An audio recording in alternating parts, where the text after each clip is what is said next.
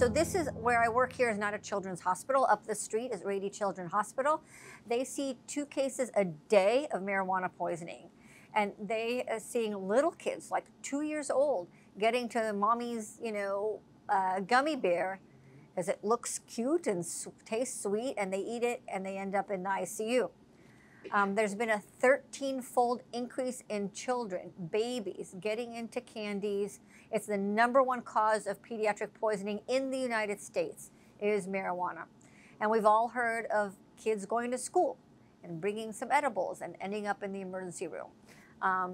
That's very sad because when you go to school, you want to be safe. You don't want to end up in the emergency room. It's dangerous in adults, and kids are more susceptible, right? Because it's a dose related, right? 10 milligrams when you weigh, 50 pounds is different than if you weigh, 150 pounds. So there is a dose response to that. So it makes kids more susceptible than adults.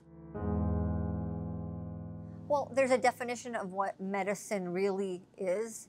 And as a physician who went to medical school and residency and have to take board exams every year, if I treated marijuana like people call it a medicine, I'd lose my license, right? If I need to give you amoxicillin antibiotic for your sore throat, I need to do a physical exam. I need to do vital signs. I need to check your history, make sure you don't have any drug interactions, allergies, and then I have to figure out, is the right medications for you. Have it come from a pharmacy so I know what it is and doesn't have contaminants. Marijuana as medicine does not follow the standard of care of anything related to what I described as medicine. So it's kind of a hijacked word, medicine, really for profit and for the industry, because it does not follow the standards that pharmacists, doctors, and nurses must follow for our medical license to be a license, to be a medicine. What I think parents need to know also is that this is not your mama's marijuana. This has been genetically modified ever since California legalized marijuana in 1997. We don't even sell that plant anymore. It's way more potent. People on marijuana behave like they're on methamphetamines, right? They're high, like the patient I described, running around naked in his underwear. I think the best way to deal with kids is to be honest. Not everybody who uses marijuana is going to get psychosis or schizophrenia, but it's a risk, right? Not everybody who smokes cigarettes is going to get lung cancer or emphysema, but it's a risk, right? You want to protect yourself. So we have the statistics, we have the science. I mean, we know that 30% of cases of schizophrenia could be eliminated if we didn't have men use marijuana from the ages 18 to 30. Young men are very susceptible to that more than other. Marijuana is a risk factor for psychosis.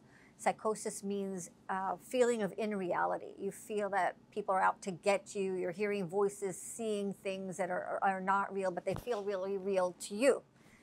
So using marijuana is a risk factor for psychosis. If you continue using that psychosis can become permanent, and that's what schizophrenia is.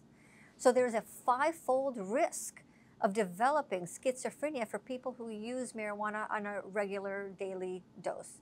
So you could eliminate that, and that's important for kids to know. The other thing for kids to know is that their brain is growing until you're 25 years old. You want to be as tall as you can, especially me. I'm really short. I would wish I could be a lot taller. But your brain is growing even after that, till you're 25, even 27 years old. So you don't want to stunt the growth of your height. You don't want to stunt the growth of your brain. You want to protect your brain. And the fact is that most kids are making the decision to protect their brain till they're 25 years old. People say, oh, well, everybody uses marijuana, everybody uses drugs. Well, that's not true. More kids are making the choice, the one choice, to protect their brain and not use nicotine, vaping, alcohol, or any drugs at least till you're 25 years old.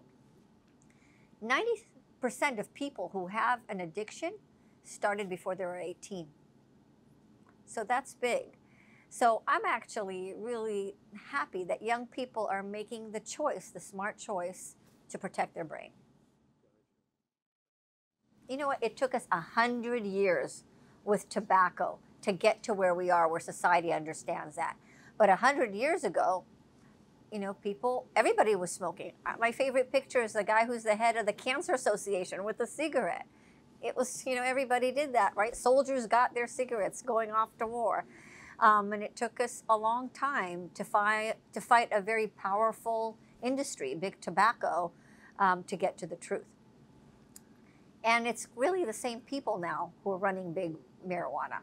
And we're reliving history now with marijuana. Same thing. Nobody dies of one puff. And that's how it was. And I like to picture the pathologists who are looking at people's bodies and seeing all these black lungs, and they're saying, hey, well, maybe it's just pollution out there. You know, nobody died of tobacco. That's the same thing. So I like to learn from history. And I really see the same thing kind of happening with marijuana. Like all these cases of schizophrenia and psychosis, and our emergency departments are full of mental health crises. But hey, it's not weed, it's just weed. We got to pay attention. Vaping can have a lot more nicotine than tobacco cigarettes. And we've seen, you know, sadly, young people end up in the ICU from vaping. And that's from nicotine, and it could also be when they're putting marijuana or other chemicals in the vape. You don't always know what you're buying, right?